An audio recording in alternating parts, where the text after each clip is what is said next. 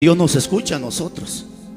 Y una de las normativas para que Dios nos escuche, Él dice a través de su palabra que el que cierra sus oídos para no escuchar esta palabra, su oración también va a ser abominable. Eso significa que si queremos que Dios nos escuche, debemos de aprender nosotros primero a escuchar a Él. Pero a escuchar, no a oír, sino a escuchar. Porque hay una gran diferencia entre el que oye y el que escucha. Oír, todos tenemos el sentido del oído. Y oír, todo mundo oye, al menos que usted esté sordo. Pero escuchar es más que oír. Escuchar es prestar atención y obedecer a lo que se nos pide que hagamos. Hermanos, este es un mensaje tan precioso que a mi vida ha sido de mucha bendición. Palabras que nos confrontan, palabras que nos hacen entender la realidad en el mundo en el que estamos. Yo creo y seguro estoy y convencido estoy que en medio nuestro hay gente que le está pidiendo a Dios que Dios la use. ¿Cierto o no cierto? Y creo que muchos de nosotros anhelamos ser usados por Dios. ¿Cierto o no cierto? Porque si usted no anhela ser usado por Dios, entonces usted no está en nada. Y me atrevo a decirle que posiblemente hasta muerto espiritualmente usted está. Porque una persona que está viva, creo que siempre anhela más y más.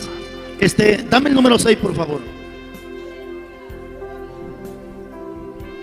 Excelente, ahí está, ahí está. Y aquí vemos una historia tan preciosa.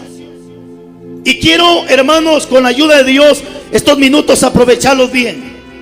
Pero lo que me interesa de todo esto es, y el tema que hoy les quiero compartir, le hemos titulado: el que se encuentra con el Padre cambia.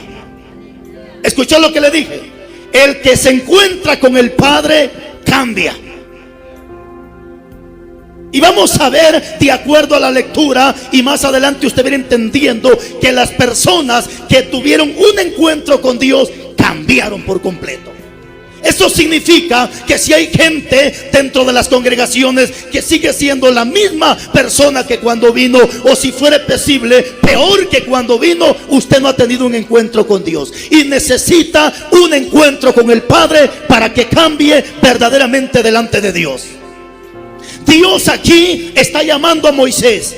Y Moisés, dice la Biblia, que cuando Dios lo llama, ¿para qué Dios está llamando a Moisés? Esa es la pregunta. ¿Para qué lo está llamando? Dios en este momento está llamando a Moisés porque le va a delegar una gran comisión. ¿Cuál es la gran comisión que Dios le va a delegar a Moisés? Que vaya a libertar al pueblo de Israel de la esclavitud donde los tiene Faraón. Pero aquí está el problema, porque cuando Dios llama a Moisés, hermanos, al momento que Moisés escucha el llamamiento y se acerca, Dios le dice: Moisés, quita tu calzado, porque el lugar que pisas, tierra santa es. Pero aquí está, la pregunta es ¿por qué? ¿Por qué Dios le está diciendo eso a Moisés? ¿Sabe por qué? Porque Dios está llamando a Moisés. Y en el capítulo 2, versículo 11, de ahí mismo de Éxodo, Moisés acababa de haber matado a un egipcio. O sea que Moisés venía con sangre, Moisés venía sucio, porque en el 2:11 Moisés mata a un egipcio y lo entierra. Y según él, nadie lo había visto. Entonces cuando Dios le dice: Moisés, quita tu calzado, porque el lugar que pisas, tierra santa es, Dios sabía que Moisés iba sucio ante la presencia de Dios. Y les traigo una noticia, iglesia amada. ¿Quieres que Dios te use? Excelente petición. ¿Quieres que Dios te engrandezca? Excelente petición. ¿Quieres ser una persona importante de parte de Dios en la tierra? Excelentísimo. Pero les traigo una noticia: Dios no usa trapo sucio, Dios no usa un vaso sucio. Dios usa gente que se purifica, gente que se santifica, gente que vive de acuerdo al corazón de Dios. Y Dios le está diciendo: quita tu calzado. ¿Por qué? Porque Dios sabía que Él iba a usar a Moisés, pero antes de usarlo tenía que limpiarlo. El calzado tiene dos representativas en la Biblia. En el Nuevo Testamento, Efesios capítulo 6, versículo 10 en adelante, dice Pablo: vístanse con toda la armadura y sobre todo pónganse el apresto del evangelio, que es el calzado de vuestros pies. En el Nuevo Testamento, el apresto o el calzado representa la palabra, pero en el Antiguo Testamento el calzado representa inmundicia. suciedad. ¿Cierto o no cierto? ¿O se atrevería usted a tomar agua en sus zapatos? ¿Se atrevería a poner la tortilla en la suela de sus zapatos? ¿Verdad que no? ¿Por qué? Porque es algo sucio, que con la suela de nuestros pies pisamos animales, pisamos excremento, pisamos cualquier tipo de asquerosidad. En otras palabras, el calzado es sinónimo de inmundicia, suciedad y asquerosidad. Ahí está la clave. ¿Quieres que Dios te use? Deja que te limpie, deja que quite la inmundicia de tu vida. Tanto así que en 1:18 de Isaías dice Dios: aunque tus pecados fueren rojos, Dios los hará como la blanca lana, porque lo rojo representa sangre. A Dios no le importa tu pasado, a Dios lo que le importa es tu presente y tu futuro. Pero deja que Dios te limpie, deja que Dios quite la inmundicia de tu vida.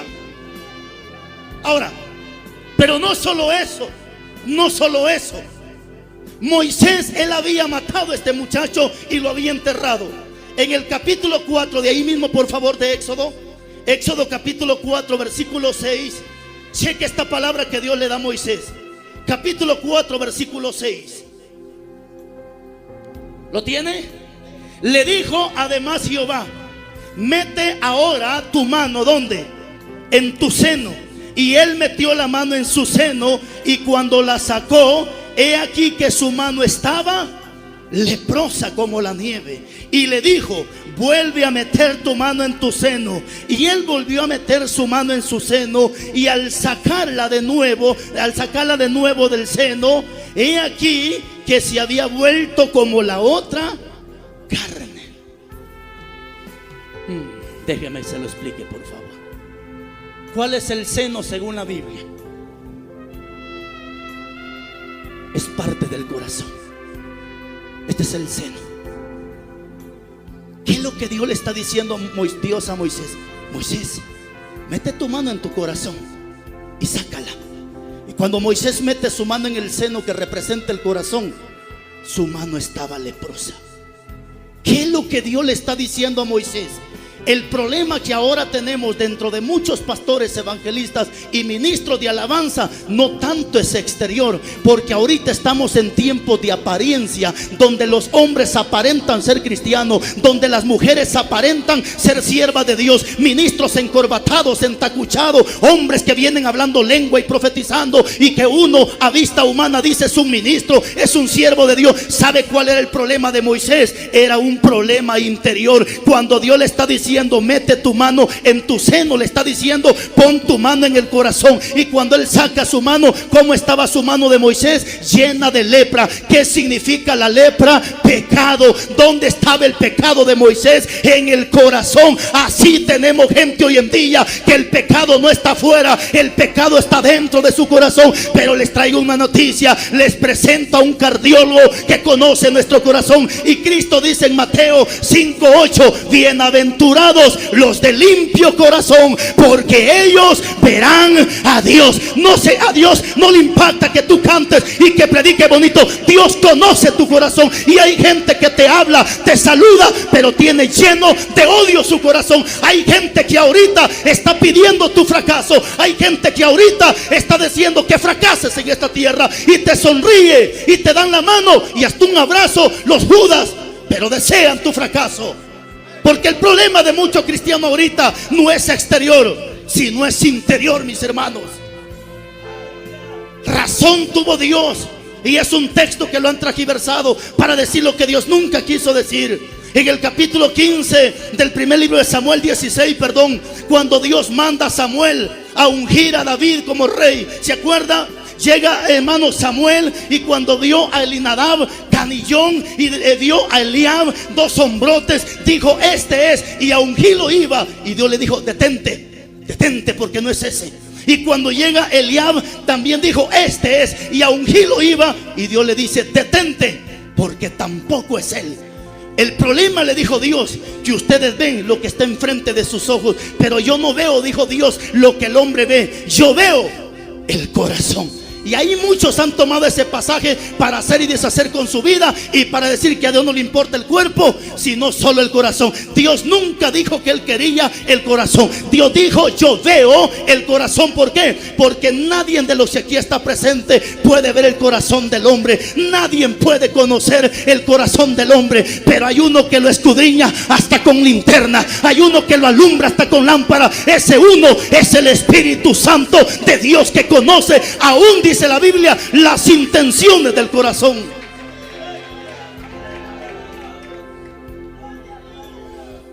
Y no les digo, y tampoco les quiero meter envidia ni celo, pero posiblemente el que está a tu derecha no te habla bien, y si te habla solo por compromiso. O posiblemente alguno de ustedes no me puede ver a mí, pero ese es problema de ustedes. Entonces Dios le está diciendo: mete tu mano en el seno. ¿Qué le dice la Biblia, hermanos, al respecto de eso? La Biblia dice que cuando el corazón del hombre está malo, Marcos 7:21 dice que del corazón del hombre salen los adulterios, salen los homicidios, salen las fornicaciones, salen los hurtos, las envidias, los celos, los pleitos, y todo eso sale del corazón del hombre. ¿Pero de qué corazón? De aquel corazón que no ha sido renovado, ni restaurado, ni cambiado, ni transformado por nuestro Padre Celestial. Por eso dice Dios a través de su palabra en el capítulo 11, 26 de Ezequiel. Dice Dios: cuando ustedes sean cambiados, dice Dios, yo les voy a arrancar de ustedes ese corazón de piedra y les voy a poner un corazón de carne, y mi espíritu estará dentro de ese corazón para que ustedes puedan ser mis hijos, escuchen mi palabra y obedezcan mi palabra. Entonces, cuando el corazón está malo, cuando la gente no ha tenido un encuentro con Dios. ¿Cómo está tu corazón en este momento? ¿Está limpio? ¿No tienes odio? Si desgraciadamente tenemos pastores que no se hablan, se tienen envidia.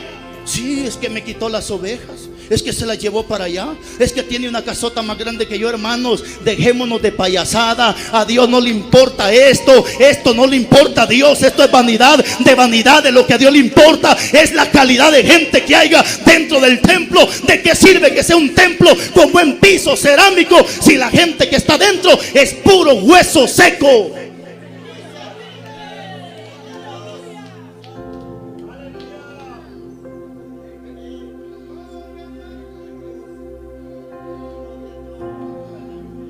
Dios quería libertar a Moisés. ¿Para qué? Para que también él fuera y libertara al pueblo de Israel, donde estaba en la esclavitud del pecado. Ojo con esto, hermanos. Pero Dios no podía usar a Moisés sin antes decirle: Moisés, quita tu calzado y déjame que sane y limpie también tu corazón. Dios no puede usarte si estás con lepra. Dios no puede usarte si estás sucio. Alguien podrá decir: pastor, pero si yo canto, pastor, si yo predico. Hermana linda, deje de tonterías. Cantar no es garantía que Dios está con usted. Predicar no es garantía que Dios está con usted. Yo conozco grupos mundanos que no tienen nada de Dios, y si fuera posible cantan mejor que los cristianos. ¿Cuántos mundanos ahorita cantando alabanza? Gente impía, idólatra, cantando alabanza. Que tú cantes no es garantía que Dios esté contigo. Y entonces, ¿cuál es la garantía? La garantía es que tú seas una persona humilde, que te, hermano, que te entregues en cuerpo, alma y espíritu, y que cuando tú te paras se siente la presencia de Dios. Aunque estás desafinada, aunque no tienes la mejor nota, pero tienes lo más importante, que es la presencia, es el Shekinah, lo más importante. Ahorita tenemos artistas en los altares, tenemos gente que son estrellas, son artistas, pero de Dios no tienen nada.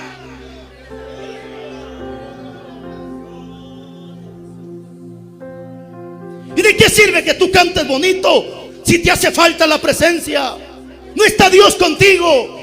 Te presento un hombre en la Biblia, capítulo 8, versículo 26 del libro de los Hechos. El eunuco era un tremendo adorador, dice la Biblia. Pero ¿quién era el eunuco? Un hombre apartado de la gracia de Dios. Y fue ahí cuando Felipe empieza a platicar con él. Y en ese momento el eunuco, por palabra de Felipe, se entrega a Cristo y se bautiza. ¿Qué es lo que me interesa de eso? Que a pesar que el eunuco no era cristiano, pero la Biblia lo describe como un hombre adorador delante de Dios. Así tenemos gente hoy en día que adora, pero Dios no está allí.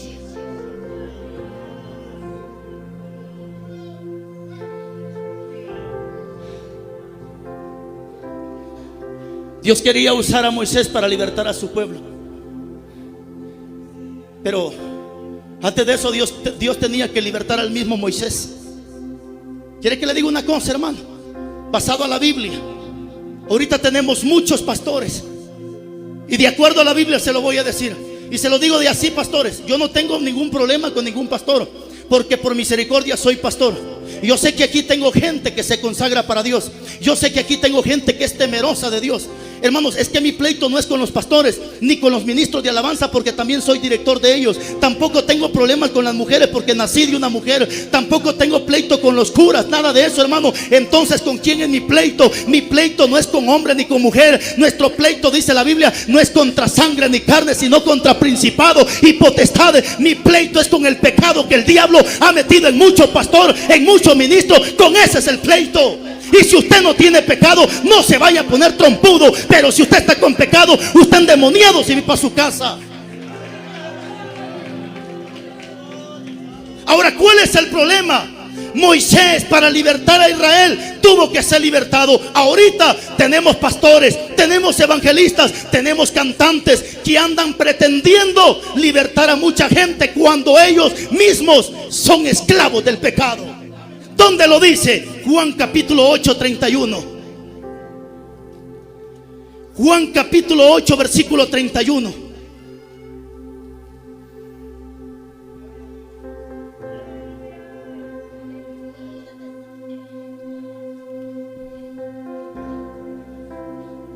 Evangelio de Juan 8, 31. ¿Lo tiene? Mire esa plática, hermanos. Esa plática es con Cristo. Y no está hablando con cualquier tipo de personas. Está hablando con judíos que habían creído ya en Cristo. En otras palabras, está hablando con gente cristiana. Y dice, entonces Jesús dijo entonces Jesús a los judíos que habían creído en él: si vosotros permaneciereis en mi palabra, ¿qué le dijo Cristo? Seréis verdaderamente mis discípulos y conoceréis la verdad, y la verdad os hará libres. Estos muchachos estaban pretendiendo darle libertad a las personas cuando ellos mismos estaban esclavos del pecado. ¿Y qué dijeron ellos? Si nosotros no somos esclavos del pecado, hijos de Abraham somos. Jesús les dijo, no se preocupen, porque también de esas piedras Dios puede levantar hijos de Abraham. Y ustedes no son hijos de Abraham, le dijo Cristo, porque si fueran hijos de Abraham, me amarían a mí y amarían mis palabras. En el 8:44 le dijo, ustedes matarme quieren porque ustedes son hijos de vuestro padre el diablo. Entonces, ¿cuál es el problema? Tenemos gente que anda pretendiendo libertar personas cuando ellos mismos están siendo esclavos del pecado. Esto lo acabo de predicar en la iglesia, pero me gusta ser parejo. Lo que predico aquí lo predico allá, hermanos. Y le contaba a los hermanos de una historia muy bonita. Se cuenta la historia de una lora y una anciana que era la dueña de esa lora.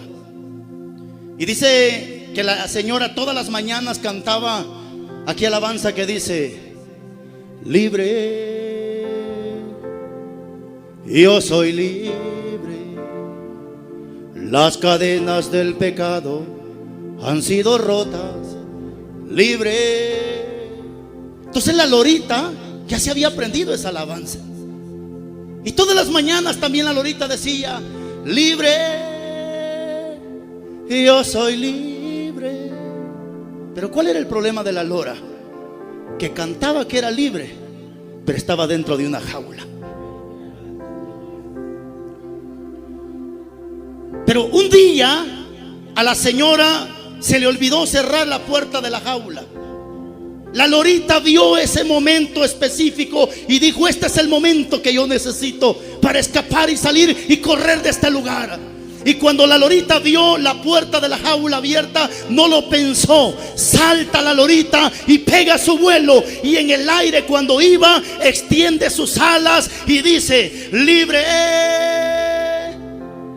yo soy libre. No pretendas ser libre cuando estás esclava del pecado. Tenemos pastores que son esclavos de la pornografía. Tenemos ahorita personas que están esclavas del teléfono. No pueden estar un minuto, hermano, sin no estar metidos en el Facebook, en el TikTok, haciendo locuras y payasadas. Tenemos gente ahorita que son esclavas de la fornicación, esclavas del adulterio. Hermano, te traigo una noticia: ni la oración ni el ayuno te puede librar. Solo la sangre de Cristo tiene poder para libertarte y hacerte libre. Libre.